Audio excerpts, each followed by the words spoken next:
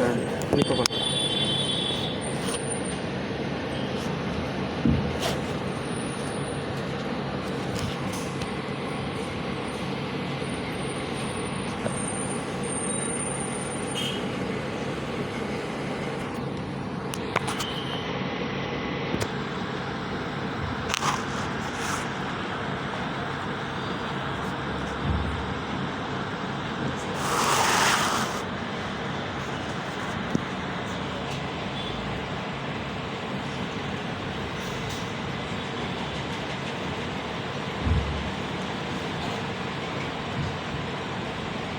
கர்த்தருடைய பரிசுத்த நாமத்திற்கு மகிமை உண்டாவதாக. நம்முடைய கர்த்தராகிய இயேசு கிறிஸ்துவின் நாமம் மகிமைப்பட இந்த வாய்ப்பை மீண்டும் ஏற்படுத்தி கொடுத்த பாஸ்டர் ரூபன் சேகர் ஐயா அவர்களுக்கும் சிஸ்டர் ரூபினா அவர்களுக்கும் இயேசு கிறிஸ்துவின் நாமத்தில் நல்வாழ்த்துகிறேன். இன்றைக்கு நாம் ஆராதித்துக் கொண்டு வருகிற தேவன் எப்படிப்பட்டவர் அப்படிங்கிறத மாத்திரம் சொல்ல இந்த வாய்ப்பை ஏற்படுத்தி கொடுத்தார். நாம் ஆராதித்து வருகிற தேவன் யார் என்றால் சங்கீதம் 96:4 மகா பெரியவர், மகா பெரியவரை சேவித்துக் கொண்டிருக்கிறோம். அதனால் இப்போ மகா பெரியவர்களாகும். பெரியவரை சேவித்து பேராதரவு பெறுவோம். படியுங்க, நம்மளுடைய தேவன் யார், எப்படிப்பட்டவர்? 96 கர்த்தர் பெரியவர், கர்த்தர் பெரியவர் என்று 104:1 சங்கீதம் 104:1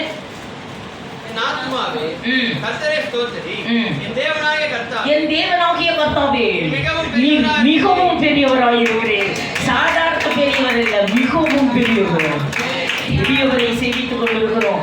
ஆதலால் பேராதரவு பெறப்போகிறோம். பாருங்கள், பெரியவரை சேவித்து பேராதரவு பெற வேண்டும் என்றால் அவருடைய நாமம் எப்படிப்பட்ட நாமம் என்று உபாகமம் 28:58 அவருடைய நாமம் எப்படிப்பட்ட நாமம் தெரியுமா? பாருங்கள், பயங்கரமான நாமம். சாதாரண நாமம் இல்ல, பயங்கரமான நாமத்திற்கு நாம் பயப்படுவோமானால் இந்த பூமியில் என்னென்ன ஆசீர்வாதம் இந்த பூமியில் நமக்கு கிடைக்கும் என்று பட்டியலிடப்பட்டிருக்கிறது. அதை மாத்திரம் நாம் சிந்திப்போம். பாருங்கள், நம் தேவனின் நாமத்தை பாருங்கள், படியுங்கள். உபாகமம் 28:58 என் தேவனாகிய கர்த்தர், உன் தேவனாகிய கர்த்தர் என்னும் பயங்கரமான நாமம். அண்டர்லைன் பண்ணுங்க, இதுதான் டாபிக். கர்த்தர் நமக்கு கொண்டு கொடுத்திருக்கிற டாபிக் பயங்கரமான நாமம். படிமா, பயங்கரமான நாமத்திற்கு பயப்படு. இதுதான் கேள்வி. பயங்கரமான நாமத்திற்கு ஒரு மனிதன் பயப்படுவானால் அவனுக்கு இந்த பூமியிலே என்னென்ன ஆசீர்வாதங்கள் வந்து பலிக்கும் என்று பட்டியலிடப்பட்டிருக்கிறது. பாருங்கள், இந்த பூமியை, இந்த பிரபஞ்சத்தை இயக்குபவருடைய சட்டத்தை ஒரு மனிதன் கடைபிடிப்பானால் இந்த பூமியே உனக்கு பேராதரவாக இருக்கும் என்பதுதான் நான் கொண்டு வந்திருக்கேன். எந்த மனிதனையும் நம்பக்கூடாது, எந்த மனிதனையும் கேட்கவும் கூடாது, எந்த மனிதனையும் நம்பக்கூடாது. யார் உனக்கு ஆதரவாக இருப்பார்கள்? இதுவரைக்கும் நீங்கள் கேட்டிருக்க மாட்டீர்கள் இப்படிப்பட்ட செய்தியை. இந்த பூமியே உனக்கு ஆதரவாக இருக்குமா? படியுங்கள். உபாகமம் 28:1-14 உள்ள ஆசீர்வாதங்கள். அவருடைய பயங்கரமான நாமத்திற்கு ஒரு மனிதன் பயப்படுவானால் இந்த பூமியே அவனுக்கு பேராதரவாக இருக்கும் என்று எழுதப்பட்டிருக்கிறது. 1-14 வரை அதை படிக்கும். 2ஆம் வசனத்தை மாத்திரம் படியுங்கள். நீ உன் தேவனாகிய கர்த்தரின் சத்தத்துக்கு செவி கொடுக்கும் போது இப்பொழுது சொல்லப்படும் ஆசீர்வாதம் எல்லாம் உன்மேல் வந்து நீ உயிரோடு இருக்கும் வரை உனக்கு பலிக்கும். மேல வந்து பலிச்சிடும். அத்தனையே நீ உயிரோடு இருக்கும் வரை. என்ன 2ஆம் வசனம் 4ஆம் வசனம்? உனக்கு கற்பத்தின் கனியும் பிள்ளைகள், கற்பத்தின் கனியான பிள்ளை உன் ஆட்டோமேட்டிக்கா நீ பயங்கரமான நாமத்திற்கு பயப்படுவாயானால் உன் கற்பத்தின் கனி, உன் பிள்ளைகள் என்ன பண்ணப்பட்டிருக்கும்? ஆசீர்வதிக்கும். ஆட்டோமேட்டிக். பாஸ்டர் போய் சொல்லாத, ஐயோ என் பிள்ளை சுத்துறான் குடிக்கிறான் போய் ஜவ் பண்ணுங்க பாஸ்டர், வேண்டாம். ஆட்டோமேட்டிக்கா ஆசீர்வதிக்கப்பட்டிருக்கும். உன் கற்பத்தின் கனி உனக்கு ஆசீர்வதிக்கப்பட்டிருக்கும். அதுக்கு எல்லாமே 11ஆம் வசனம், அதே 28:11 உனக்கு கொடுப்பேன் என்று கர்த்தர் உன் பிதாக்களுக்கு ஆணையிட்ட தேசத்தில் கர்த்தர் உன் கர்ப்பத்தின் கனியிலும் உன் மிருக ஜீவன்களின் பலனிலும் உன் நிலத்தின் கனியிலும் உனக்கு பரிபூர்ண நன்மை உண்டாகும். 12ஆம் வசனம், ஏற்ற காலத்தில் உன் தேசத்திலே மழை பெய்யவும் நீ கையிட்டு செய்யும் வேலையெல்லாம் ஆசீர்வதிக்கவும் கர்த்தர் உனக்கு தமது நல்ல பொக்கிஷசாலையாகிய வானத்தை திறப்பார். வானத்திலிருந்து வரும் ஆசீர்வாதம், வானத்தையும் திறப்பார். நீ அநேக ஜாதிகளுக்கு கடன் கொடுப்பாய், நீயோ கடன் பாருங்கள் 28 20 28 20 22 என்னை விட்டு விலகுற நீ இந்த கட்டளையின்படி நடக்காவிட்டால் என்ன நடக்கும்? என்னை விட்டு விலகி நீ செய்து வருகிற உன் துர்க்கிரியைகள் நிமித்தம் சீக்கிரத்தில் கெட்டுப் போய் 28 23 மட்டும் படி. உன் தலைக்கு மேலுள்ள வானம் நீ கர்த்தருக்கு பயப்படாவிட்டால், அந்த பயங்கரமான நாமத்திற்கு நீ பயப்படாவிட்டால் இந்த வானம் உனக்கு எப்படி இருக்கும்? வெண்கலமா மாறிடும். கீழுள்ள பூமி எப்படி ஆறிடும்? இரும்பா மாறிடும். என்ன ஜபம் பண்ணி ஒண்ணும் இல்லை, வேலை கிடைக்காது எல்லாம் சாபம் தான்.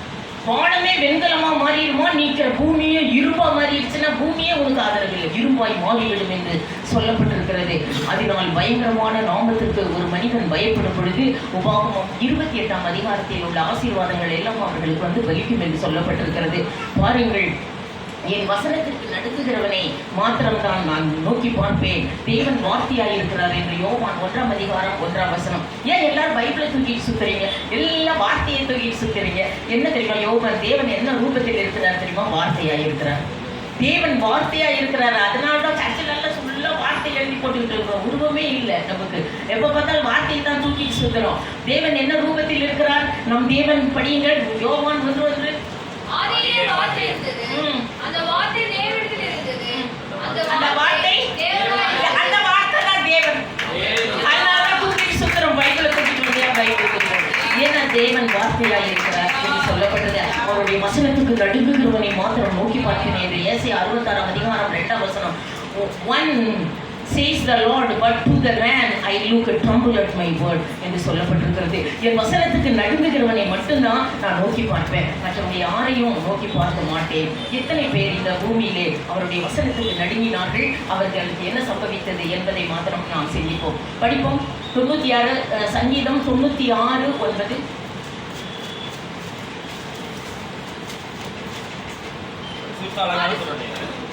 கர்த்தரை தொழுது கொள்ளுங்கள் உலகத்தாரே, யாவரும் அவருக்கு முன்பாக நடுங்கணும்.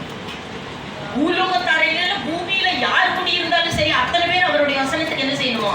நடுங்கணும். ஏசாயா 66:2. நான் ஒரு வசனத்தை மாத்திரம் சொல்லிட்டு வேகமாக கடன் போகிறேன். 66. இவர்கள் எல்லாம் சிருஷ்டித்ததினால் இவர்கள் எல்லாம் உண்டாயின என்று கர்த்தர் சொல்லுகிறார். ஆனாலும் சிறுமைப்பட்டு ஆவியில் நொறுங்குண்டு என் வசனத்திற்கு நடுங்குகிறவனையே நோக்கி பார்ப்பேன். மற்றவங்களை யாரையும் நோக்கி பார்க்க மாட்டேன், டெலிஃபோன் பண்ண மாட்டேன், ஒன்றும் பண்ண. என் வசனத்துக்கு நடுங்குறையா? பைபிள்ல இப்படி எழுதி இருக்குது சிஸ்டர் அப்படின்னா நடுங்க நோக்கிட்டு ஃபர்ஸ்ட் பாருங்கள். Fear before him all the earth என்று சொல்லப்பட்டிருக்கிறது. அப்படி நாம் நடக்கும் பொழுது, அவருடைய வசனத்துக்கு நடுங்கும் போது இந்த உலகத்தில் கிடைக்கக்கூடிய ஒரே ஒரு ஆசீர்வாதம் 1 சாமுவேல் 2ஆம் அதிகாரம் 9ஆம் வசனம். பலத்தினால் ஒருவனும் உன்னை மேற்கொள்ள முடியாது. நீ உயிரோடு இருக்கும் வரை பலத்தினால் ஒருவனுமே உன்னை மேற்கொள்ள முடியாது. படிங்கள். அவர் தமது பரிசுத்தமானவர்களின் பாதங்களை காப்பார், துன்மார்க்கர் இருளிலே மௌனமாவார். பலத்தினால் ஒருவனும் உன்னை மேற்கொள்ள முடியாது. 2வது ஆசீர்வாதம் யோசுவா 1ஆம் அதிகாரம் 5ஆம் வசனம். நீ உயிரோடு இருக்கும் நாளெல்லாம் ஒருவனும் உன்னை எதிர்க்கவும் முடியாது. நீ உயிரோடு இருக்கும் நாளெல்லாம், உயிர் மட்டும் இருந்துட்டா போதும். உனக்கு உயிர் மட்டும் இருந்தா போதும். உயிரோடு இருக்கும் நாளெல்லாம் ஒருவனும் உனக்கு முன்பாக எதிர்க்கவே முடியாது. ஒருவனும். அடுத்தது, யாரும் உன்னை கொல்ல முடியாது. மார்க் 16ஆம் அதிகாரம் 18ஆம் வசனம். உன்னை ஒருவரும் கொல்லவும் முடியாது. பாருங்கள், அவர்கள் சாவு அவர்களை சேதப்படுத்தாமல் விலகி போகும். உயிரோடு இருக்கும் வரை பலத்தினால் உன்னை மேற்கொள்ளவும் முடியாது, உன்னை எதிர்க்கவும் முடியாது, உன்னை கொல்லவும் முடியாது. படியுங்கள். சர்ப்பங்களை எடுப்பார்கள், சாவுக்கு ஏதான யாதொன்று சாவையே குடிச்சா கூட அது அவர்களை சேதப்படுத்தாது. மரணமே சேதப்படுத்தாது. உன்னை சாவுக்கு ஏதுவான யாகங்களை குடித்தாலும் அது அவர்களை சேதப்படுத்தாது என்று உன்னை கொல்லவும் முடியாது என்று சொல்லியிருக்கிறார். அதனால இந்த தாவீது சொல்லுகிறார், 118ஆம் சங்கீதம் 17ஆம் வசனம். தாவீது அவருடைய வசனத்துக்கு நடுங்குகிறவர். ஆதலால் அவர் சொல்லுகிறதை பாருங்கள். நான் சாகவே மாட்டேன், நான் சாகாமல் பிழைத்திருந்து கர்த்தருடைய செய்திகளை விவரித்துக் கொண்டிருப்பேன் என்று சொல்லுகிறார். I shall not die but live and declare the works of the Lord என்று எழுதுகிறார். I shall not die என்று சொல்லுகிறார். அவருடைய வசனத்துக்கு நடுங்குகிறேன், அதனால் நான் சாக மாட்டேன். படியுங்கள். நான் சாகாமல் பிழைத்திருந்து கர்த்தருடைய செய்திகளை விவரித்துக் கொண்டே போவேன், சாகவே மாட்டேன் என்று சொல்லுகிறார். I shall not rise but live and declare the works of the Lord. ஏனென்றால் தாவீது நடுங்குகிறான். 119 சங்கீதம் 120 பாருங்கள், தாவீது அவருடைய வசனத்துக்கு நடுங்குகிறவனே. உமக்கு பயப்படும் பயத்தால் என் உடம்பு என் எலும்பெல்லாம் நடுங்குகிறது. உம்முடைய நியாய தீர்ப்புகளுக்கு நான் பயப்படுகிறேன். I will afraid of your judgment. எனக்கு எலும்பு சதையெல்லாம் நடுங்குது ஆண்டவரே. உம்முடைய நியாய தீர்ப்பு என்னன்னு பயமா இருக்கே. நியாய தீர்ப்புல நரகமா மோட்சமான்னு நீ சொல்லும் போது அந்த நியாய தீர்ப்புகளுக்கு நான் என்ன செய்கிறேன்? I will afraid of your judgment. அதுக்கு மட்டும்தான் நான் பயப்படுறேன். அதனால உமக்கு பயப்படும் பயத்தால் என் எலும்பு என் உடம்பு என் சதையெல்லாம் என்ன செய்கிறது? நடுங்குகிறது என்று சொல்லுகிறார். அப்படி என் உடம்பெல்லாம் சிலிர்க்கிறது என்று சொல்லுகிறார்.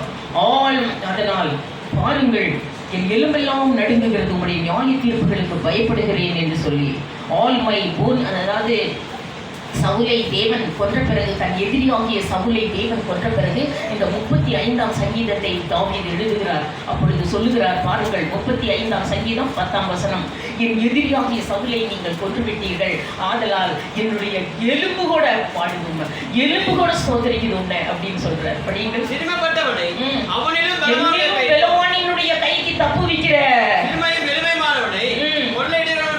தப்புவிக்கிற யார் கர்த்தாவே என்று என் எலும்புகள் எல்லாம் சொல்லும். என் எலும்பெல்லாம் சொல்லுதாண்டவர், உனக்கு ஒப்பானவர் யார் கர்த்தாவே என்று என் எலும்பெல்லாம் சொல்லுது. சிறுமைப்பட்டவனை அவனிலும் பெலவானின் கைக்கு தப்புவிக்கிற உனக்கு ஒப்பானவர் யார் கர்த்தாவே என்று என் எலும்புகள் எல்லாம் சொல்லும் என்று சொல்லுகிறார். All my bones shall say who is like you Lord.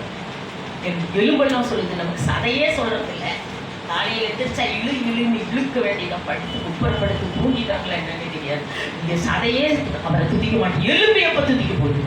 தாவீது சொல்லுகிறான், எலும்பெல்லாம் all my bones shall say who is like you என்று சொல்லுகிறார். பாருங்கள், அவருடைய வசனத்திற்கு நடுங்குகிறவர்கள் முன்னணியில் யார் நடந்து போகிறார் தெரியுமா? மீகா 2ஆம் அதிகாரம் 13ஆம் வசனத்தில், இந்த உலகத்தில் அவர்களுக்கு முன்னணியில் யார் நடந்து போகிறார்கள்? அவருடைய வசனத்துக்கு நடுங்குகிறவர்கள் முன்னணியிலே யார் நடந்து போகிறார்கள்? பாருங்கள், மீகா 2ஆம் அதிகாரம் நீக்கி போடுகிறவர் அவர்களுக்கு முன்பாக அவர்கள் முன்னணியில் நடந்து போகிறார். நம்மளுடைய முன்னணியில் நடந்து போகிறார் என்று சொல்லப்பட்டிருக்கிறது. அவர் முன்னணியில் நடந்து போகிற தேவன். இஸ்ரவேல் ஜனங்கள் பாருங்கள், யாத்திரையாகவும் 14ஆம் அதிகாரம் 19ஆம் வசனம் பாருங்கள், இஸ்ரவேல் ஜனங்கள் 430 வருஷ அடிமைகள் எகிப்திலிருந்து புறப்பட்டு 20 லட்சம் ஜனங்கள் வரும்போது அவர்கள் முன்னணியில் யார் நடந்து போனது என்று பாருங்கள். அவர்களை பார்த்தல்ல, கடல் விலகி ஓடுகிறது, யோர்தான் பின்னிட்டு திரும்புகிறது. அவங்களை கடல் பார்த்தா அப்படியே வழிவிடுகிறதாம். காரணம் என்ன தெரியுமா? இவங்களை பார்த்திருக்க, மோசையை பார்த்திருக்க,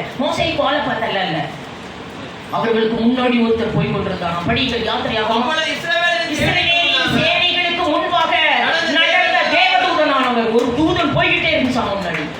அதனாலதான் அந்த தூதனை பார்த்துதான் கடல் விலகுது, யோர்தான் பின்னிட்டு திரும்புகிறது. இவரை பார்த்து இல்லை, இவங்களை பார்த்து இல்லை, அவர்கள் முன்னணியில் அவர் நடந்து போய் கொண்டிருக்கிறார். ஆதலால் தான் கடல் விலகி ஓடிட்டு யோர்தான் பின்னிட்டு திரும்பினது என்று எழுதப்பட்டிருக்கிறது. பாருங்கள், அவருடைய வசனத்திற்கு நடுங்கினவர்களுக்கு இந்த பூமியே பேராதரவாக இருக்கும் என்று சொல்லப்பட்டிருக்கிறது. முதல் பூமி யாருக்கு ஆதரவாக இருந்தது தெரியுமா? இந்த இஸ்ரவேல் ஜனங்களுக்கு தான் ஆதரவாக இருந்தது.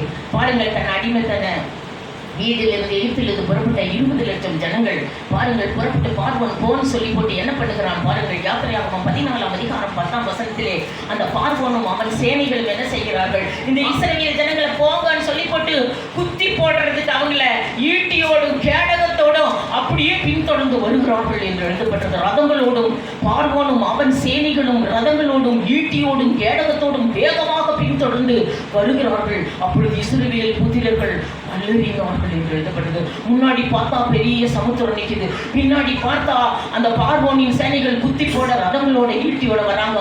வலப்பக்கம் ஒரு மலை, இடப்பக்கம் ஒரு மலை. எந்த மனுஷ உதவியும் இங்கு செயல்படாது, எந்த மனுஷ உதவியும் இங்கு செயல்படாது. அப்படி இருக்கும்போது இஸ்ரவேல் புத்திரர்கள் என்ன செய்தார்கள்? 10ஆம் வசனம், அலறினார்கள். அலறாங்க, ஐயோ என்ன பண்றது, இப்ப நான் என்ன பண்றேன், என்னை குத்தி போடுவாங்களே என்று சொல்லி அலறுகிறார்கள். அலறும்போது யார் அவர்களுக்கு உதவி செய்தது தெரியுமா? படியுங்கள், யாத்திரையாகும் 14:10. பார்வோன் சமீபத்து வருகிற போது இஸ்ரவேல் புத்திரர் தங்கள் கண்களை எடுத்து பார்த்து எகிப்தியர் தங்களுக்கு பின்னே வருகிறதை கண்டு மிகவும் பயந்தார்கள். மிகவும் பயந்து அவர்கள் அலறினார்கள். அப்பொழுது யார் யாத்திரையாகமம் 14:16 அப்பொழுது மோசேயை பார்த்து கர்த்தர் சொல்லுகிறார், இஸ்ரவேல் புத்திரர் அலறுகிறார்கள், உன் கோலை சமுத்திரத்தில் நீட்டு, அது உனக்கு வழி கொடுக்கும். எது? சமுத்திரம் தண்ணி வழி கொடுக்குமா? தண்ணியில ரோடு போடுவாரா? சமுத்திரத்தில் உனக்கு ரோடு போடுவார். வெவ்வேறுபட்ட தண்ணீர் பிரச்சனை, தண்ணீர் என்றால் பிரச்சனை, பிரச்சனையின் நடுவில் உனக்கு ரோடு தெரியும், நீ கடந்து போக. பாருங்கள், நீ கோலை சமுத்திரத்தில் நீட்டு, சமுத்திரம் உனக்கு ரோடு போடுங்க. படியுங்கள். நீ உன் கோலை ஓங்கி உன் கையை சமுத்திரத்தின் மேல் நீட்டு சமுத்திரத்தை பிளந்து விடு. அப்பொழுது இஸ்ரவேல் புத்திரர் சமுத்திரத்தின் நடுவாக வெட்டாந்தரையில் நடக்கிறது போல ஆழங்களில் அவர்கள் நடந்து போனார்கள் என்று திடீர்னு ரோடு தெரியுது சமுத்திரத்துல. எப்பேற்பட்ட பிரச்சனையிலும் உனக்கு நீ தப்பி கடந்து போக உனக்கு ரோடு தெரியும். பாருங்கள், போல் ஜலம் எப்படி நின்றது? 14ஆம் அதிகாரம் 22. இஸ்ரவேல் புத்திரர் சமுத்திரத்தின் நடுவாக வெட்டாந்தரையில் நடந்து போனார்கள். அவர் வலதுபுறத்திலும் இடதுபுறத்திலும் ஜலம் வாடிக்காடியாக மதிலாக நின்றது. ஜலம் அவர்களுக்கு மதிலாக, வலதுபுறமும் ஜலம் தான் வாடி காவல் என்று. இந்த இடது பக்கம் யாரும் அதை தாண்டி வர முடியாது.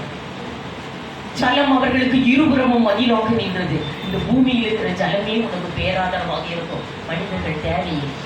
இஸ்ரவேல் புத்திரர்கள் கிடைத்த முதல் ஆதரவு பூமியில் உள்ள ஜனமே மதிலாக நின்று. சிலர் நினைக்கிறார்கள், என் பணம், என் உத்தியோகம், என் சிநேகிதர், என் உறவினர், எனக்கு அறிமுகமானவர்கள், என் செல்வ பெருக்கு எல்லாம் எனக்கு ஆதரவு என்று நினைக்கிறார்கள். இல்லை, இந்த பூமியிலே பாருங்க, தங்க கம்மலை போட்டவங்களை கேட்டேன், ஏன் சிஸ்டர் தங்க கம்மல் போட்டுட்டு இருக்கீங்க? இது அர்ஜென்ட்டுக்கு உதவும். அர்ஜென்ட்டுக்கு உதவும் இல்லை, இதெல்லாம் உதவாது. ஒரு காலம் வந்திருக்கிறது, தேவில் த்ரோடர் சில்வர் கோல்டிங் டு டிஸ், தங்கத்தையே தெருக்கல்ல எரிந்து போவார்களாம், எரிந்து விடுவார்கள். அந்த காலத்தை தான் டச் பண்ணி இருக்கிறோம். பாருங்கள், தங்கம் என் ஆதரவு இல்லை என்று யோபு 31ஆம் அதிகாரம் 24 யோபு சொல்கிறார். தங்கம் என் ஆதரவு இல்லை என்று சொல்கிறார். பணம் என் ஆதரவு இல்லை. படியுங்கள், யோபு 31:24. தங்கம் என் ஆதரவு இல்லை. நான் பொன்னின் மேல் என் நம்பிக்கையை நான் வைத்து தங்கத்தை பார்த்து நீ என் ஆதரவு என்று நான் சொன்னது உண்டோ? அப்படி நான் சொன்னால் அது நியாயாதிபதிகளால் விசாரிக்கப்படும் அக்கிரமம் என்று சொல்கிறேன். தங்கத்தை பார்த்து, பணத்தை பார்த்து நீதான் என் ஆதரவு என்று சொன்னால் அது அக்கிரமம் என்றான். அக்கிரமம் என்று சொல்கிறேன். பாருங்கள், இஸ்ரவேல் புத்திரர் தங்கள் ஆபத்தாகிய சிவந்த சமுத்திரத்தை எப்படி கடந்தார்கள்? எபிரேயர் 11:29 உயர்ந்த தரையில் நடந்து போவது போல அவர்கள் பால் நனையாமல் ஆழத்திலே நடந்து போனார்கள். எந்த ஆபத்திலும் கர்த்தர் நமக்கு துணையாயிருப்பாரானால் இந்த பூமி எப்பேற்பட்ட ஆபத்திலும் நீ கடந்து போக உனக்கு வழி கொடுக்கும் இந்த பூமி என்று சொல்லப்பட்டிருக்கிறது. அதே கடல் என்ன செய்தது? யாத்திரையாகமம் 14:27 அவர்கள் சத்துருக்களை கடலில் மூடி போட்டது. அதே சத்துருக்களை அந்த கடல் திரும்பி பார்க்கும்போது இஸ்ரவேலை பின்தொடர்ந்த சேனைகளை கடல் அப்படியே மூடி போட்டது. உன் சத்துருக்களை நீ தேடியும் காணாதிருப்பாய், பின்னிட்டு பார்ப்பாயானால் ஒருத்தம் கூட இருக்க மாட்டான். எல்லாம் எகிப்தியர் செத்து கிடக்கிறதை இஸ்ரவேல் புத்திரர்கள் கண்டார்கள் என்று எழுதப்பட்டிருக்கிறது. படியுங்கள், என்ன செய்தது? அதே மோசே தன் கையை சமுத்திரத்தின் மேல் நீட்டினான்.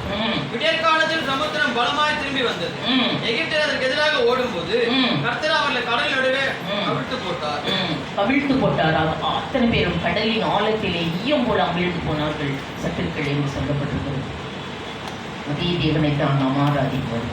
சிங்கடலில் வழி திறந்த சீயோன் நாயகனே,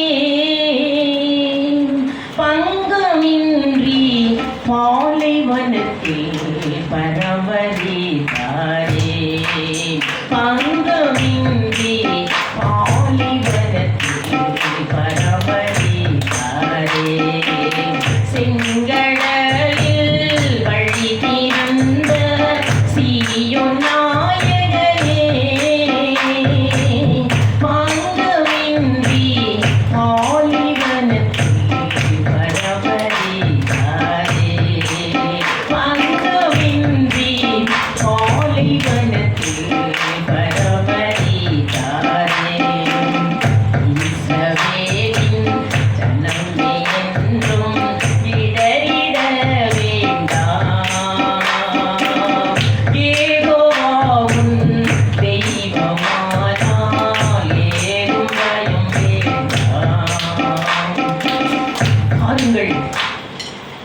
முதலாவது இஸ்ரவேல் ஜனங்களுக்கு இந்த பூமியை சமுத்திரமே பேராதரவாக நின்றது. அவருடைய வசனத்துக்கு நடுங்கினவர் இன்னொருத்தர் யார்? அப்போஸ்தலர் 7ஆம் அதிகாரம் 32 இன்னொரு ஆள் அவருடைய வசனத்துக்கு நடுங்குகிறார். யார் என்றால் மோசே. மோசே அவருடைய வசனத்துக்கு நடுங்குகிறவர் என்று படியுங்கள். நான் ஆபிரகாமின் தேவன். அவர் முச்சடி பக்கத்திலே மோசே நிற்கும் போது ஒரு சத்தம் கேட்டது முச்சடிக்குள் இருந்து, நான் ஆபிரகாமின் தேவனும் ஈசாக்கின் தேவனும் யாக்கோபின் தேவனுமாய் இருக்கிறேன் என்று அவர் திருவுளம் பற்றும் போது கை காலால் நடுங்குகிறார். நடுங்குகிறார். மோசே என்ன செய்தார்? அண்டர்லைன் பண்ணுங்க எல்லாரும். மோசே என்ன பண்ணார்? நடுங்குகிறார். நான் ஆபிரகாமின் தேவனும் ஈசாக்கின் தேவனும் யாக்கோபின் தேவனுமாய் இருக்கிறேன் என்று தேவன் திருவுளம் பற்றும்போது மோசே நடுங்கினார். காலு கையெல்லாம் உதற ஆரம்பிச்சிருச்சு. அவருடைய வசனத்துக்கு நடுங்குகிற மோசைக்கு யாரும் திட்ட முடியாது. உங்களை யாருமே திட்ட முடியாது. அவருடைய வசனத்துக்கு நடுங்குவாயானால் மோசையை போய் அவர் வசனத்துக்கு நடுங்கின மோசையை போய் திட்டுறாங்க. நாங்கள் பாருங்க திட்டுறாங்க. எத்தனை பேர் திட்டுறாங்க பாருங்க. என்னாகமம் 16ஆம் அதிகாரம் 32 திட்டின கட்டம். என்னாகமம் 21:5 பாருங்க திட்டுறாங்க. அந்த மோசே நடுக்கிறவரை போய் ஒரு 2 கோத்திரம் திட்டுது. ஜனங்கள் தேவனுக்கு மோசேக்கு விரோதமாக பேசி நாங்கள் வனாந்தரத்தில் சாகும்படி நீங்கள் எங்களை எகிப்திலிருந்து வர பண்ணது. திட்டின கட்டத்தை பாருங்க. நாங்க சாகறதுக்கு தான் நீ என்னை கூட்டிட்டு வந்தியா? நாங்க எகிப்திலேயே செத்துருக்கலாமே, இங்க வனாந்தரத்துல நாங்க சாகறதுக்கு தான் கூட்டிட்டு வந்தியா என்று சொல்லி திட்டினார்கள். அது திட்டினது 21:5. நாங்கள் வனாந்தரத்தில் சாகும்படி நீங்கள் எங்களை எகிப்தின் தேசத்திலிருந்து வர பண்ணினது என்ன? இங்கே அப்பமும் இல்லை தண்ணீரும் இல்லை. இந்த அற்பமான உணவு எங்கள் மனதுக்கு வெறுப்பா இருக்கிறது. இதுதான் திட்டின கட்டம். திட்டின உடனே என்ன நடந்தது? எபிரேயர் 3ஆம் அதிகாரம் 17ஆம் வசனம். அவர்கள் யார் யார் திட்டினார்களோ அத்தனை பேரையும் ஏறக்குறைய 2 கோத்திரமே காலி. 2 கோத்திரத்தையே அவர்கள் நின்றிருந்த பூமி பிளந்து அவர்கள் அத்தனை பேர் அவர்களையும் அவர்கள் குமாரரையும் அவர் மனைவியையும் அவர்கள் வீடுகளையும் உடைமைகள் அத்தனையும் விழுங்கிவிட்டது. அவங்க நிக்க பூமி பிளந்து. பூமிக்கு வாய் இருக்குது தெரியுமா, கண்ணு இருக்குது தெரியுமா? ஏன் மற்றவங்களை விழுங்க? இவங்களை மட்டும் திட்டினவங்களை மட்டும் பார்த்துக்கிட்டே இருக்கும். உன்னை யார் திட்டுறாங்களோ அவங்கள மட்டும் தான் பூமி விழுக்கும், வேற யாரையும் விழுங்காது. பக்கத்தில் இருக்கிறவங்க எல்லாம் பயந்துட்டாங்க. ஐயோ எல்லாம் 2 கோத்திரமே காலி. ஏறக்குறைய 50,000 1,00,000 தெரியாது. 2 கோத்திரம் காலி, பூமி விழுங்கிடுச்சு. பக்கத்தில் இருக்கிறவங்க எல்லாம் சொல்றாங்களாம், எங்களையும் பூமி விழுங்கிருப்போம் அப்படின்னு ஓடுறாங்களாம். பூமி மேலேயே உங்களெல்லாம் விழுங்காது, திட்டினவங்களை மட்டும் நான் விழுங்குன்னு சொன்னாங்க மோசே. படியுங்கள் பாருங்க. பூமி என்ன செய்கிறது? எபிரேயர் 3ஆம் அதிகாரம் 17ஆம் வசனத்திலே அவர்கள் சவங்கள் வனாந்தரத்திலே விழுந்து போயிற்று. பாருங்க, அதே எண்ணாகமத்தில் விழுங்கி விட்டது என்று சொல்லப்பட்டிருக்கிறது. விழுங்கினது 16ஆம் அதிகாரம் 32-33. எண்ணாகமம் 16ஆம் அதிகாரம் 32-33. யார் யார் திட்டினாங்க? திடீர்னு பூமி தன் வாய் இருக்குதா இல்லையா? பூமிக்கு கண்ணு இருக்குதா இல்லையா? ஐயா யாருமே என்ன பார்க்கல, யாருமே என்ன பார்க்கலையேன்னு நினைச்சிட்டு இருக்கிற. கண்ணு இருக்குது பூமிக்கு. பூமி தன் வாய் இருக்குது. அது பூமி தன் வாயை அண்டர்லைன் பண்ணுங்க. பூமிக்கு வாய் இருக்குது போட்டுட்டா இல்லையா? பூமி தன் வாயை பிளந்து அவர்களையும் அவர்கள் திட்டினவங்களை அவர்களையும் அவர்கள் வீடுகளையும் எல்லா மனுஷரையும் அவர் உண்டான சகல பொருள்களையும் விழுங்கி விட்டது. அப்படியே பூமிக்குள்ள போயிட்டாங்க. பூமி பிளந்து அத்தனை பேர் உள்ள போயாச்சு. பாருங்கள் எவ்வளவு பயங்கரமாக அவர்கள் சவங்கள் வனாந்தரத்தில் விழுந்து போயிட்டு உள்ளே போயிட்டாங்க.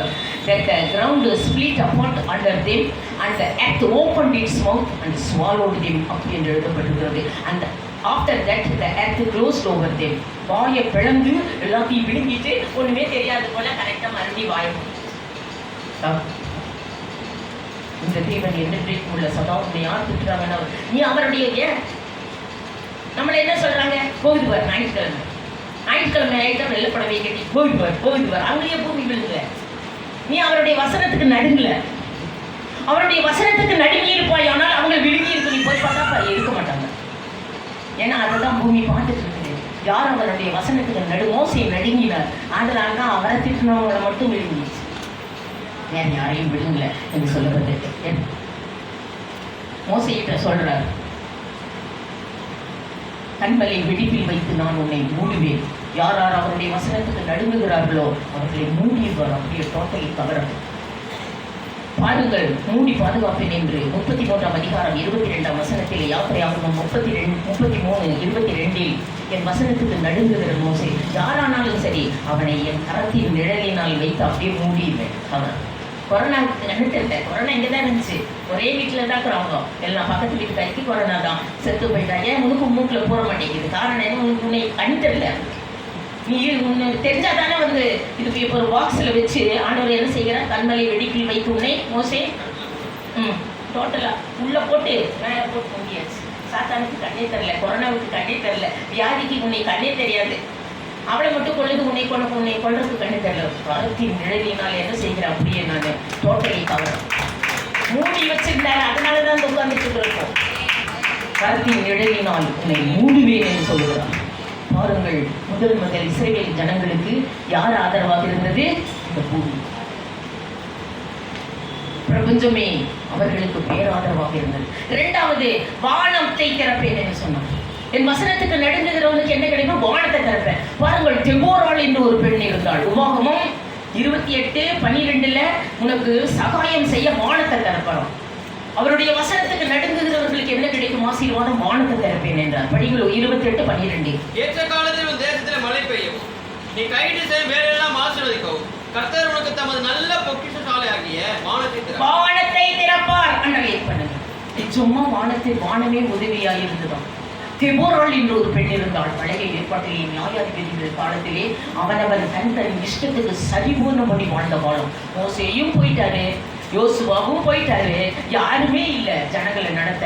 நியாயாதிபதிகள் காலம் ஆரம்பித்தது. அப்பொழுது அந்த காலத்துல மனிதர்கள் தங்களை ரட்சிக்க யாருமே இல்லை என்று சொல்லி தன் பார்வைக்கு சரி போனபடி சர்ச்சை நடத்திட்டு இருந்தாங்களாம். இப்ப நடக்குதே பெந்தேகோஸ்தே மார்க்கம். இது பெந்தேகோஸ்தே மார்க்கம் தானா? இது தற்காலத்தில் பெந்தேகோஸ்தேக்காரர்கள் பெந்தேகோஸ்தே மார்க்கத்தை விட்டே அகன்று போனார்கள். தற்காலத்தில் உணர முடிகிறது.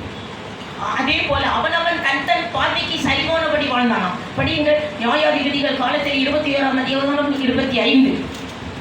அவன் இஷ்டத்துக்கு சர்ச்சை நடக்க வேண்டியது, இஷ்டத்துக்கு ரூல்ஸும் இல்லை, ரெகுலேஷன் இல்லை. இப்ப நடக்குது இல்ல, அது மாதிரி படியுங்கள். அந்நாட்களிலே இஸ்ரவேலில் ராஜா இல்லை. அவனவன் தன் பார்வைக்கு சரிபோனபடி வாழ்ந்தான். நியாயமும் கிடையாது, நியாய பிரமாணமும் கிடையாது. மோசையை போயிட்டாரு, யோசுவாவும் போயாச்சு, யாருமே இல்லை. அவன் தன் பார்வைக்கு சரிபோனபடி வாழ்ந்த போது அந்த காலத்திலே ஒரு சிசரா என்பவன் படை தளபதி, முப்படைக்கும் தலைவன். அவன் சாதாரண நாளில் முப்படைக்கும் தலைவன் சிசரா. அவன் என்ன செய்தான்? ஒரு கொடுங்கோல் ஆட்சி நடத்தி வந்தான் இந்த ஜனங்களை. 20 வருஷம் கொடுங்கோல் ஆட்சி நடத்தி இரும்ப வச்சு மண்டையில உடைக்கானான். 900 இருப்புறதா இருந்துச்சு. அவங்களுக்கு எத்தனை இருப்புறது, எத்தனை வருஷம் கொடுங்கோல் ஆட்சி நடத்தினா? நியாயாதிபதிகள் 4:3. அந்த சிசரா என்பவன் எத்தனை வருஷம் இஸ்ரவேல் ஜனங்களை ஒடுக்கினான்? நியாயாதிபதிகள் அவனுக்கு 900 எத்தனை இரும்பு ரதம் இருந்துச்சு? 900 இரும்பு ரதங்களை வச்சு இஸ்ரவேல் புத்திரரை 20 வருஷம் கொடுமையாய் ஒடுக்கினான். அண்டர்லைன் பண்ணுங்க. இஸ்ரவேல் புத்திரரை 20 வருஷம் கொடுமையாய் ஒடுக்கினான்.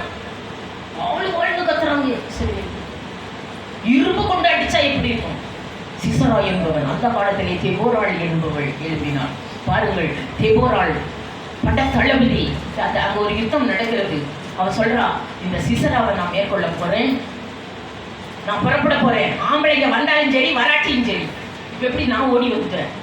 ஆம்பளைங்க வந்தாலும் சரி, நானே கொண்டு வந்து புடவை எடுத்துக்கிட்டு, நானே கட்டிக்கிட்டு, நானே பண்ணிக்கிட்டு, நானே வீடியோ எடுத்துக்கிட்டு, நானே ஒளிபரப்பிக்கிட்டு, ஆம்பளைங்க வந்தாலும் சரி. அதே மாதிரி தெபோராள், நான் படைக்கு புறப்படுகிறேன், அந்த சிசராவின் மண்டையை ஒட்டைக்க புறப்படுறேன், அவனை கொல்லருக்கு புறப்படுறேன் என்று சொல்லி தெபோராள் எழும்புகிறாள். பாருங்கள், படை தளபதி யார் தெரியுமா? பெண்ணு. நியாயாதிபதிகள் 4:4 லபிதோத்தின் மனைவி. யாரவோ? படியுங்கள். அக்காலத்திலே லபிதோத்தின் மனைவி தெபோராள் என்பவள் எழுப்பினாள். 5:7 எலும்பு மலமும் எல்லாம் பாழாய் கிடக்கிறது என்று சொல்கிறார். அப்பொழுது அவள் சொல்லுகிறாள், நான் எழும்பி யுத்தத்துக்கு போகிறேன் என்று சொல்லி அவள் என்ன செய்கிறாள்? 12 கோத்திரத்தையும் கூப்பிடுறான். ஆம்பளையில 12 கோத்திரம். எத்தனை கோத்திரம் இருக்குது? 12 கோத்திரம். அந்த 12 கோத்திரத்துல ரூபன் மூத்தவன். அவன் யாரு தெரியுமா? நிறைய ஜனம் வச்சிருக்கிறான். அவன் நம்ம ஓடுறனே, ஐயோ அங்க பாருங்க, சாம்சன் கிட்ட 1 லட்சம் ஜனம், அங்க ஓடிடலாமா? ஜனம் பெருத்திருந்தா அங்க ஓடுவோம். இங்கேயா எர்ணாபுரா? ஐயோ, அங்க ஆள் இருக்காரு, நான் வரவே மாட்டேன். தெபோராள் அப்படி இல்லை. அவள் போகும்போது ரூபன் ஜனக்கூட்டம் மிக்கவன் என்று எழுதப்பட்டது. ரூபனின் ஜனக்கூட்டம் கொஞ்சமல்ல, அவ்வளவு பெரிய. உபாகமம் 33:6 பாருங்க. ரூபன் மூத்தவனுக்கு எவ்வளவு ஜனம் இருக்குதாமா படியுங்க. இவ்வளவு ஜனக்கூட்டம் மிக்கவன். அவங்கிட்ட போய் உதவி கேட்கிறான். ஃபர்ஸ்ட் தெபோராள். ரூபன் சாவாமல் பிழைப்பானாக, அவன் ஜனம் கொஞ்சமா இராது என்றான். அவன் ஜனம் கொஞ்சமல்ல, கொஞ்சம் ஜனத்தை வச்சிருந்த நிறைய ஜனம். ரூபனின் ஜனக்கூட்டம் கொஞ்சமல்ல, எக்கச்சக்க ஜனம் இருக்குது. அப்போ போராள், எப்பா உங்ககிட்ட நிறைய ஜனம் இருக்கு, யுத்தத்துக்கு வரையா? மண்டவர்கிட்ட போய் அவன் மண்டையை உடைக்கலாம். அவன் என்ன பண்ணிட்டான் தெரியுமா? அந்த மாமிச வல்லமையை கூப்பிட்ட உடனே தலைமறைவாயிட்டான் என்று சொல்லப்பட்ட ஆண்கள் எல்லாம் தலைமறைவாகி விட்டார்கள்.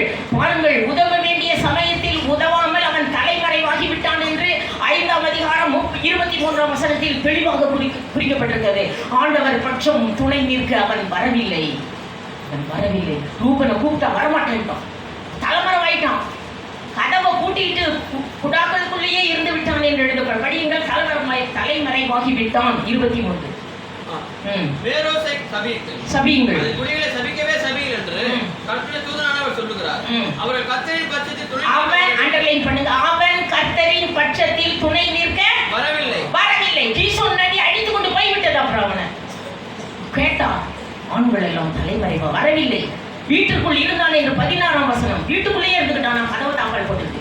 தெபோராள் கூப்பிடுறான், இவ்வளவு ஜனம் இருக்குது, வா யுத்தத்துக்கு. அவன் வரமாட்டேன்னு கதவை தாப்பால் போட்டுக்கொண்டு வீட்டுக்குள் இருந்தான். 16ஆம் வசனம். மந்தையின் சத்தத்தை கேட்டு நீ தொழுவங்களின் நடுவே நீ இருந்து விட்டது என்ன என்று கேட்கிறார். வீட்டுக்குள்ளேயே இருந்துட்டான், தொழுவங்களை கூட்டிட்டு கதவை சாத்திட்டு உள்ளேயே இருந்து விட்டது என்ன என்று சொல்லி அவர்களை 21ஆம் வசனம். அவர்களை என்ன நடந்தது?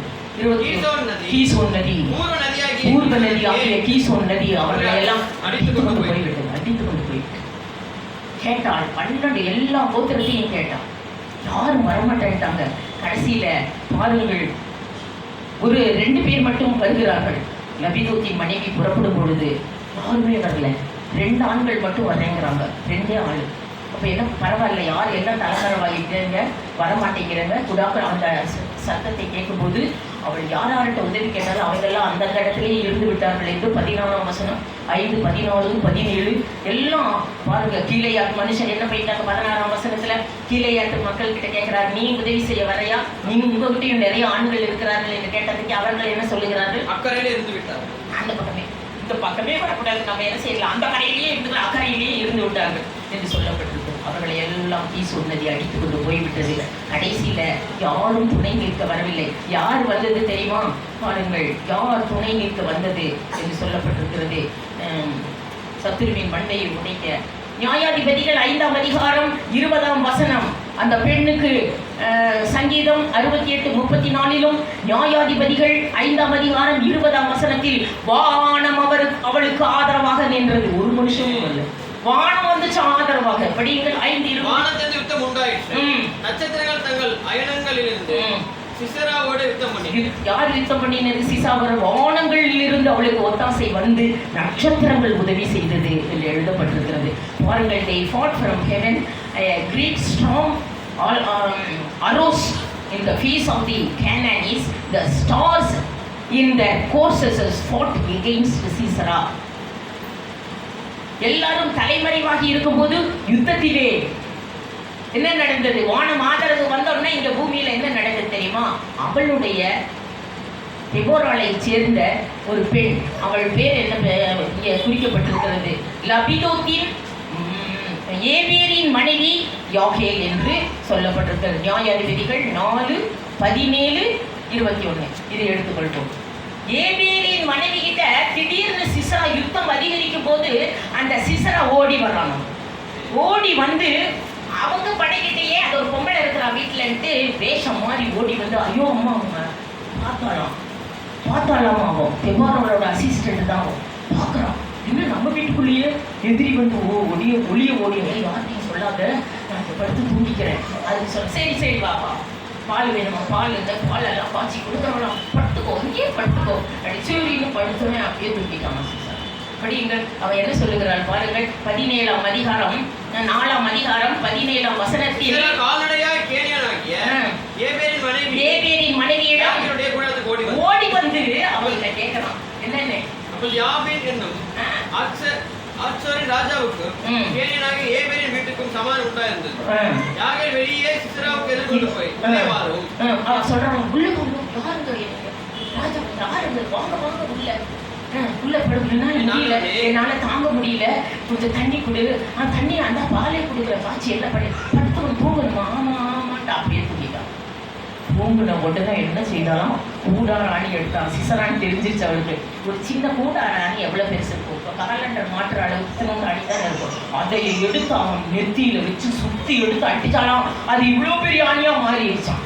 பூமி ஆதரவு இவ்வளவு பெரிய ஆணை மாறி அவன் மண்டையை வச்சு அடிச்ச உடனே அது இவ்வளவு பெரிய ஆணியா மாதிரி கல்ல உடைச்சிருச்சு. இந்த மண்டைய உடைச்சு நிலத்துல மாட்டிக்கிட்டு அவன் காலடியிலே செத்து மடிந்தான் என்று எழுதப்பட்டிருக்கிறது. படியுங்கள். 21ஆம் வசனம். ஏபேரின் மனைவியாகிய யாகேல் ஒரு கூடார ஆணியை எடுத்து கையிலே சுத்தியையும் பிடித்துக் கொண்டு அவன் அண்டையிலே போய் அவன் நெற்றியிலே ஆணி அடித்து அது உருவி போய் தரையிலே புதைந்து கொண்டது. அப்பொழுது ஆகாசமாய் தூங்கினவன் செத்து அவன் காலடியிலே மடங்கி விழுந்தான். எவள் காலடியிலே மடங்கி விழுந்தானோ அங்கு மடிந்து கிடந்தான் என்று எழுதப்பட்டிருக்கிறது. நியாயாதிபதிகள் 5ஆம் அதிகாரம் 27. பூமி இதுவும் ஆணியை எட்டா, இது இவ்வளவு பெரிய ஆணியா மாறிடும். ஆராட்டப்பட்டீங்க மண்டைய சல்லையை உடைச்சிடும். அவ்வளவு பெரிய அது பூமி தான் அப்படி மாத்துது என்று எழுதப்பட்டிருக்கிறது. பாருங்கள். அவள் கால் அருகே மடங்கி விழுந்தாள். எவள் காலடியிலே மடங்கி விழுந்தானோ அங்கே மடிந்து கிடந்தான். எவ்வோராள் வருகிறாள், அவள் பாடுகிறாள், தேவன் எனக்கு பராக்கிரமசாலிகளாகிய ஆண்களின் மேல் எனக்கு ஆதிக்கம் தந்தார் என்று பாடுகிறாள். பாருங்கள். எவ்வோராள் வருகிறாள். நியாயாதிபதிகள் 5ஆம் அதிகாரம் 21 5:13 படிங்க. 5:13. The Lord made me heaven dominion over the மையாயிருந்தவர்கள் ஜனத்தின் பிரபுக்களை ஆளும்படி செய்தார். கர்த்தர் எனக்கு பராக்கிரமசாலிகளை தேவன் எனக்கு பராக்கிரமசாலிகளாகிய ஆண்களின் மேல் எனக்கு ஆதிக்கத்தை தந்தார் என்று பாடுகிறார். பாருங்கள். என் ஆத்துமாவே 21ஆம் வசனம். என் ஆத்துமாவே நீ பலவான்களை மிதித்தாய், என் ஆத்துமாவே நீ பலவான்களை மிதித்தாய் என்று சொல்லுகிறார். படியுங்கள். 5:21. கீசோன் நதி அவர்களை அடித்துக் கொண்டு போய்விட்டது. என் ஆத்துமாவே நீ பலவான்களை மிதித்தாய். The Lord made me him dominion over the mighty men's victory over Sisera and the king Canaan என்று எழுதப்பட்டிருக்கிறது. நீ பலவான்களை மிதிப்பாய். வானம் உனக்கு ஆதரவு கொடுக்குமானால் நீ பலவான்களை மிதிப்பாய். தேவன் எனக்கு பராக்கிரமசாலிகளாகிய ஆண்களின் மேல் எனக்கு ஆதிக்கம் தந்தார் என்று பாடுகிறாள். பாருங்கள். சத்ருக்களை சிதறடித்த சர்வவல்ல தேவன், சத்ருக்களை சிதறடித்த சர்வவல்ல தேவன், யுத்தத்தில் முன்னே நின்று ஜெயமிடுவாரே, யுத்தத்தில் முன்னே நின்று ஜெயமிடுவாரே. இஸ்ரவேலின் கட்டமே என்றும் இடறிட வேண்டாம், யெகோவாவும் தெய்வமானார், ஏதும் பயம் வேண்டாம். பாருங்கள். 4ஆவதாக யோசுவா என்ற ஒரு மனிதன் இருந்தான். அவன் யுத்தத்துக்கு போகும் பொழுது சூரியன் ஆதரவாக இருந்ததாம். சூரியன் இயற்கை. பாருங்கள். இந்த இஸ்ரவேலருக்கும் எமோரியர்களுக்கும் யுத்தம் நடக்கிறது. யுத்தம் முடியும் வரை சூரியனே நீ நிக்கணும், நான் அத்தனை சத்துருக்களையும் நான் கொன்று போடும் வரை நீ நிக்கணும் என்று சொன்னான். சூரியன் அப்படியே நின்றுதான் ஒரு பகலும். பாருங்கள். நியாயாதிபதிகள் 10ஆம் அதிகாரம் 13, 14. நம் முற்பிதாக்கள் ஆகிய யோசுவாவுக்கு சூரியன் ஆதரவாக நின்றது, மனிதர்கள் அல்ல. படியுங்கள். 10, 13, 14.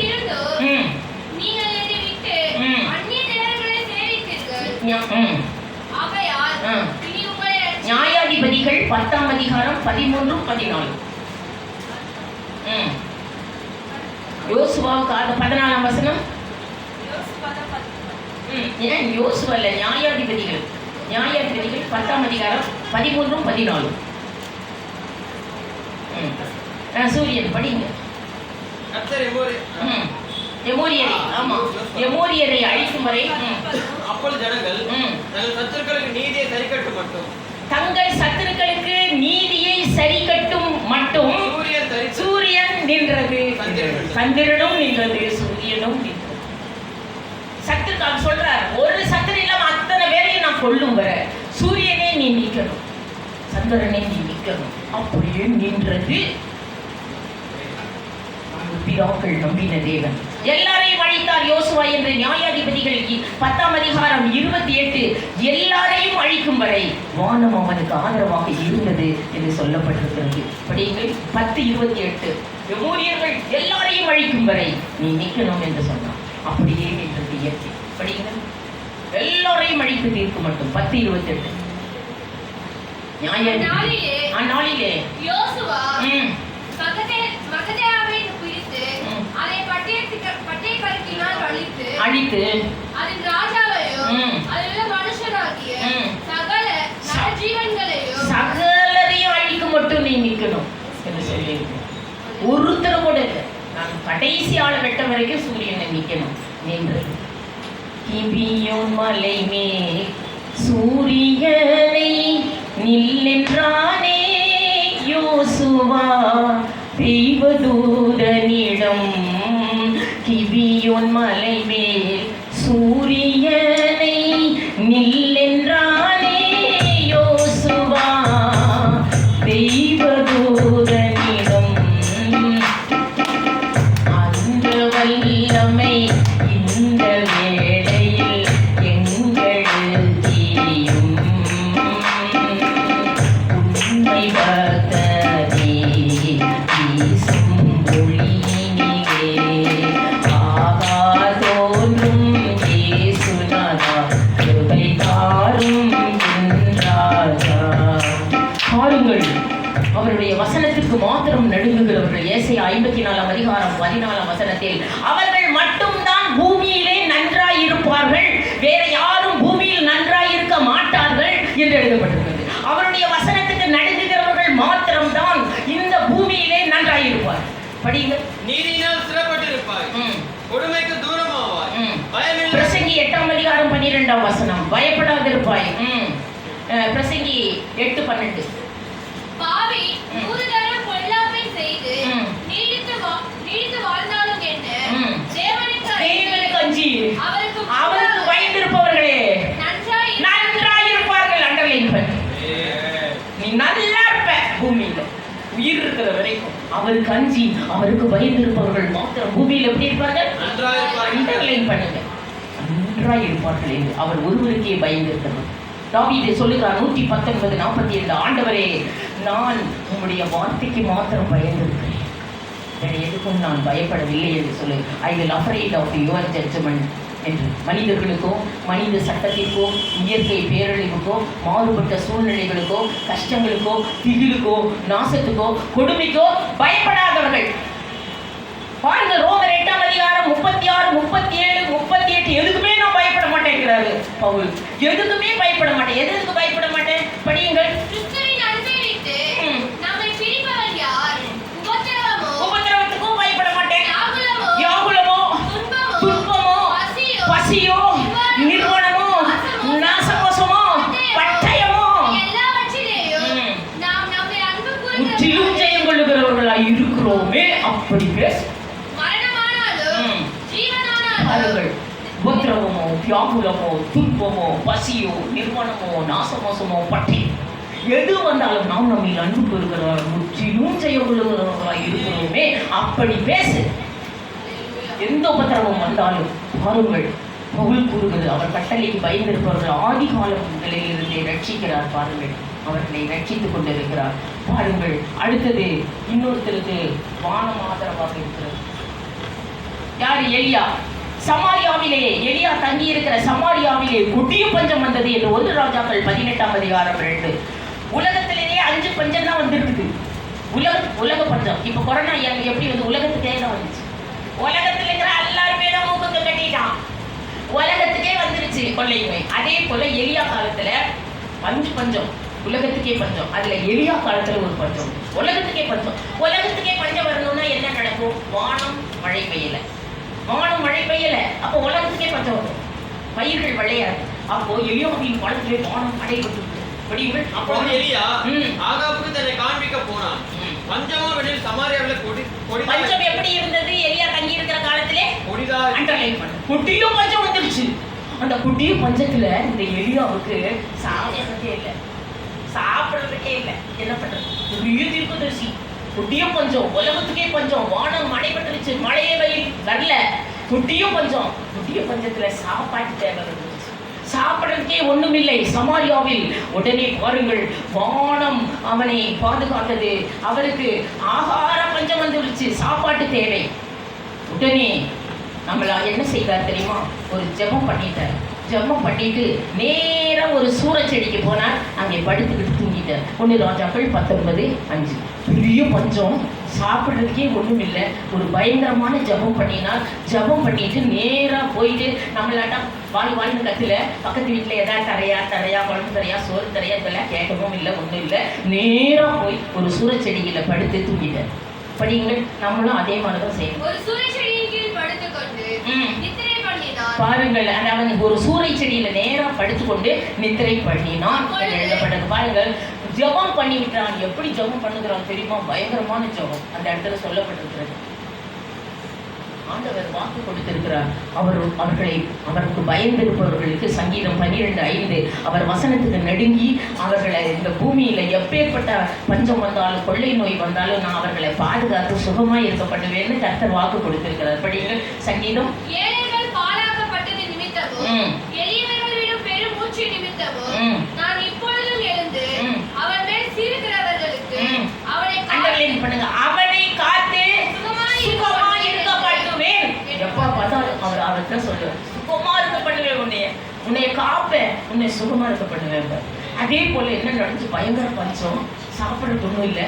இவர் ஜெபம் பண்ணிட்டு நேரா சூரச்செடியில போய் படுத்து தூங்கிட்டார். இருக்கிற இடத்துக்கே சப்ளை வருது, நிக்கிற இடத்துக்கே சப்ளை வருது. பாருங்கள், ஒரு தூதன் வானத்திலேயே சமைச்சு வானத்திலிருந்தே சாப்பாடு எடுத்துக்கிட்டு மினரல் வாட்டர் பாட்டிலையும் தூக்கிட்டு வரான். ஒரு பாத்திரத்துல ஃபுல்லா சாப்பாடு சூடா, அதுக்கப்புறம் தண்ணியே எடுத்துக்கிட்டு வரான். Mineral water. உலகத்துக்கே பஞ்சம், நாடு முழுவதும் பஞ்சம், வானத்திலேயே என்ன இல்லை, மழை இல்லை.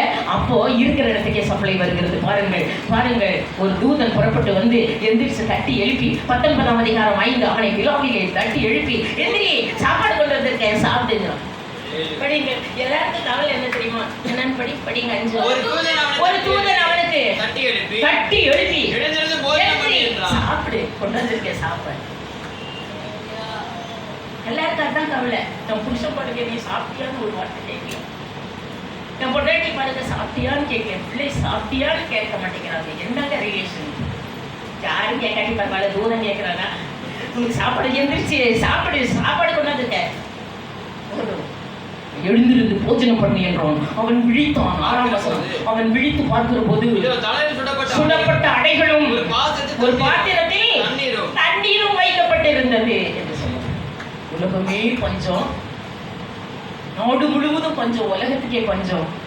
வானத்தில் இருந்து டோர் டெலிவரி, வீட்டுக்கே, அவன் இருக்கிற இடத்துக்கே சப்ளை வரும். நீ இருக்கிற இடத்துக்கே சப்ளை வரும். யாருமே பண்ண வேண்டாம்.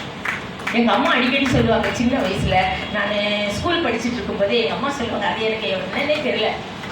ஒரு அம்மா பெந்தைகோஸ்தைக்கார அம்மா, நீ உங்களுக்கு என்ன ஆனாலும் சரி, என்ன கஷ்டம் இருந்தாலும் சரி, உங்களுக்கு என்ன தேவை இருந்தாலும் வீட்டுக்குள்ளேயே ஜெபிச்சுட்டான் அந்த அம்மா. அது வந்து சொல்லிச்சு, நான் சின்ன பிள்ளை, நம்ம சொல்லு, நானும் தோத்திரம் பண்ணி நானும் என் பிள்ளையும் பசிக்குது, சாப்பாட்டுக்கே இல்லை, புருஷன் இல்லை, பசி எனக்கு ரொட்டி வேணும், ரொட்டி. எங்கள் நீலகிரியில் எங்கள் ஊட்டியெல்லாம் பிஸ்கெட்டு அதுக்கு ஃபேமஸ்ஸு.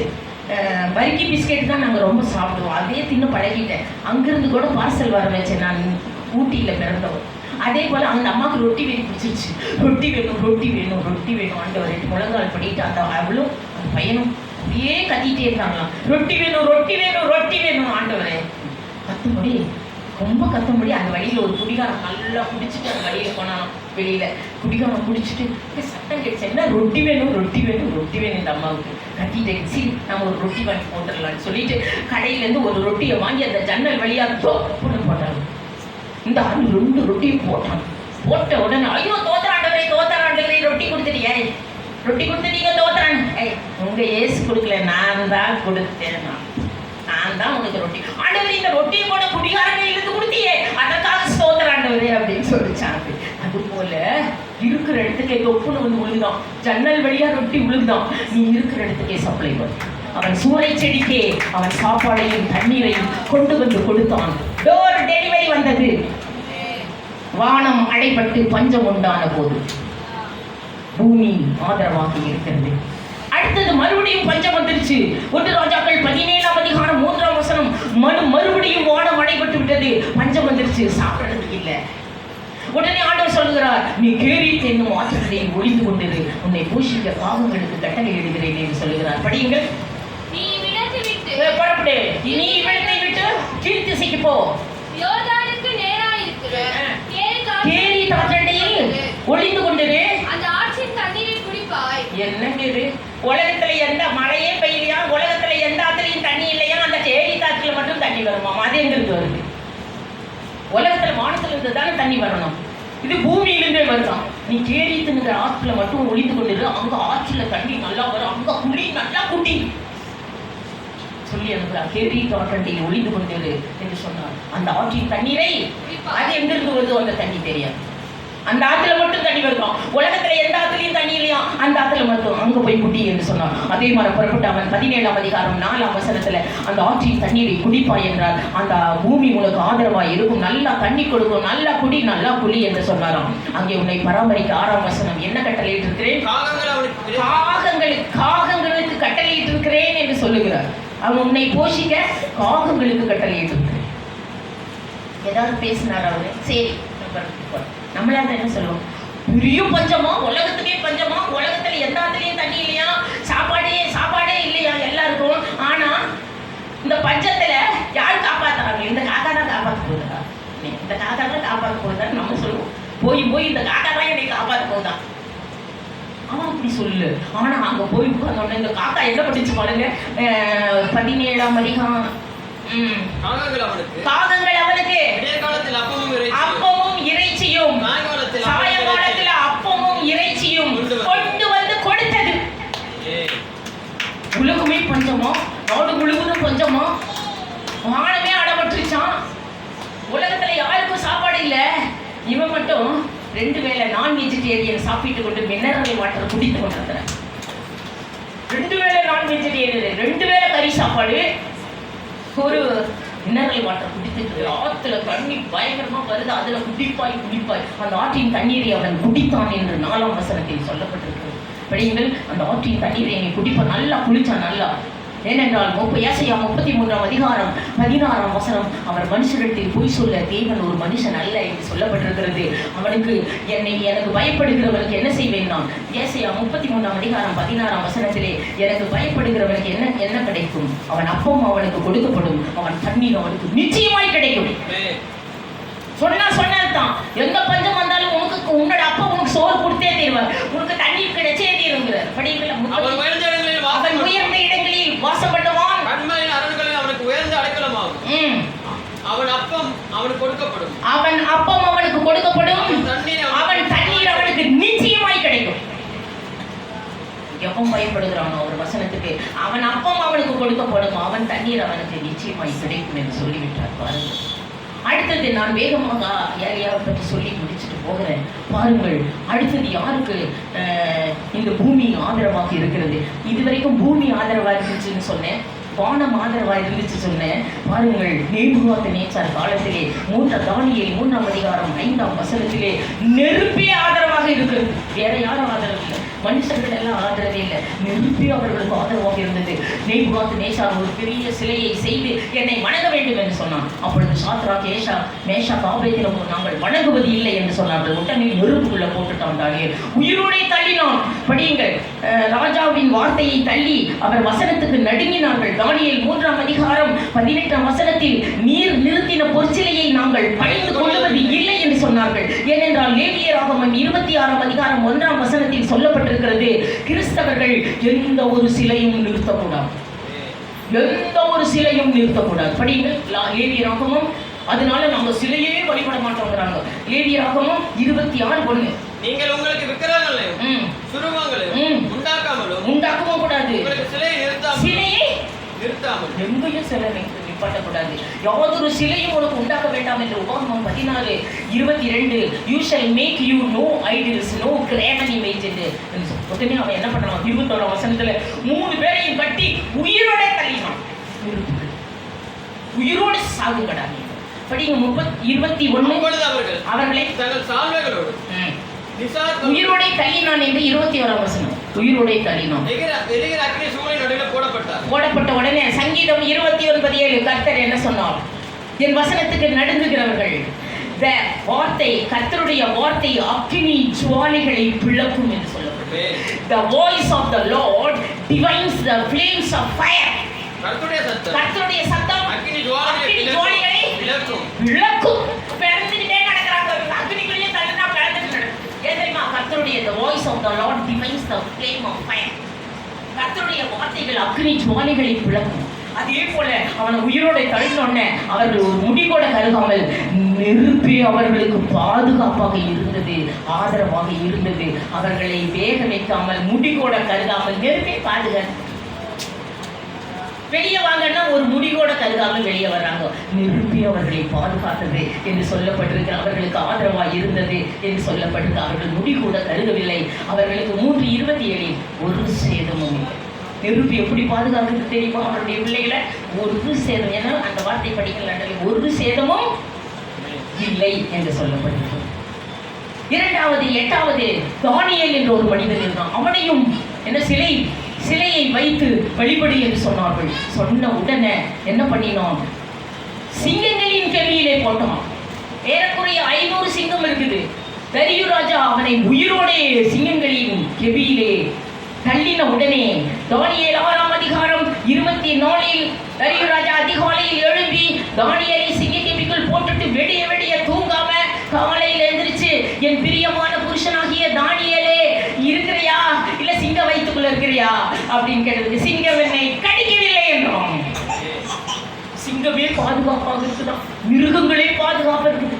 நம்மளுடைய பழைய ஏற்பாட்டு பூனமாக மாறிடுச்சது. காயெல்லாம் கட்டி சிங்கம் அழகா இருக்கு, இவன் தடையை கொடுத்துட்டு இருக்கிறான். சிங்கங்களே அவனுக்கு பாதுகாப்பாக இருந்தது, மிருகங்களே அவனுக்கு பாதுகாப்பாக இருந்தது என்று சொல்லப்பட்டிருக்கிறது. அடுத்தது யோனாவை ஒரு முறை மரண போராட்டம் வந்து விட்டது. யோனா 1ஆம் அதிகாரம் 15ஆம் வசனத்திலே யோனாவை தூக்கி சமுத்திரத்திலே போட்டு விட்டார்கள். தூக்கி சமுத்திரத்துக்குள்ளேயே போட்டு விட்டார்கள் என்று யோனா 1ஆம் அதிகாரம் 15ஆம் வசனம். யோனாவை எடுத்து சமுத்திரத்துல போட்டு விட்டார். அன்றே என்ன போட்டுருக்கு? யோனா தூக்கி சமுத்திரத்திலே போட்டாங்க. வாழ்வாழ்ந்து கத்துற ஒரு பிரச்சனை இல்லை, எல்லாம் தூக்கி சமுத்திரத்துல போட்டாங்க. அவங்கள யோனாவை தூக்கி சமுத்திரத்திலே போட்டு விட்டார்கள், செத்து போனாங்க.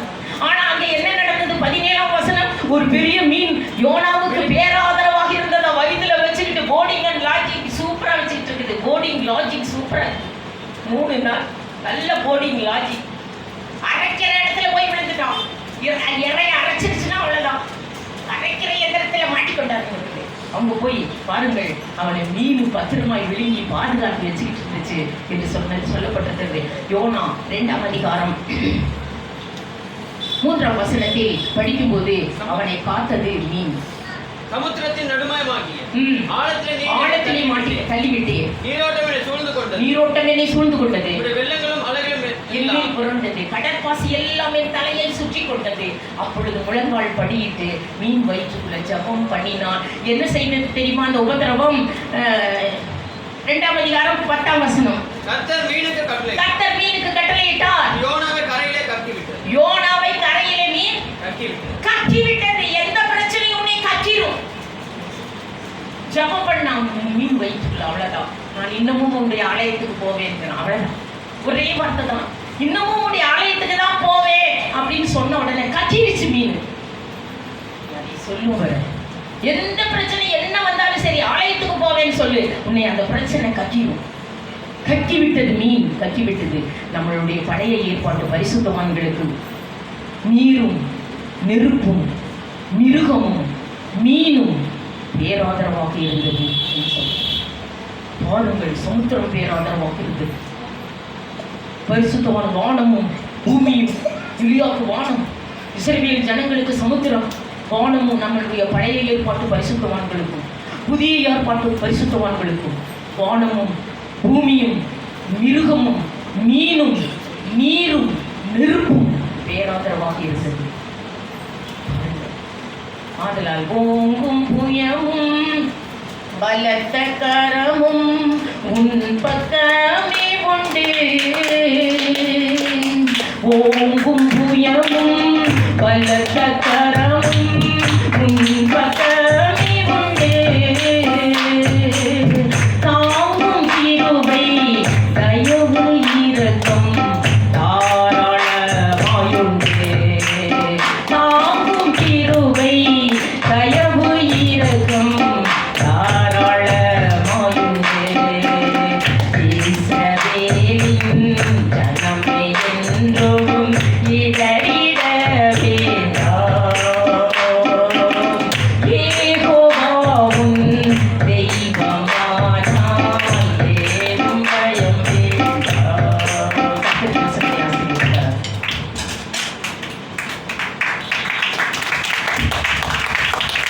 அல்லேலூயா. நம்ம சொல்லாமா? கர்த்தருக்கு பயந்து அவருடைய வசத்தை நடுவுல கர்த்தர் நோக்கி பார்க்கிறதா இருக்கிறார். ஒருவேளை அவங்க மனுஷங்க ஆதரவாக இல்லைனாலும் கர்த்தர் உலகத்தையே நமக்கு ஆதரவாக வைத்திருக்கிறார். நிச்சயமா கர்த்தர் நம்ம இடைப்பட்டிருக்கிறார். நம்ம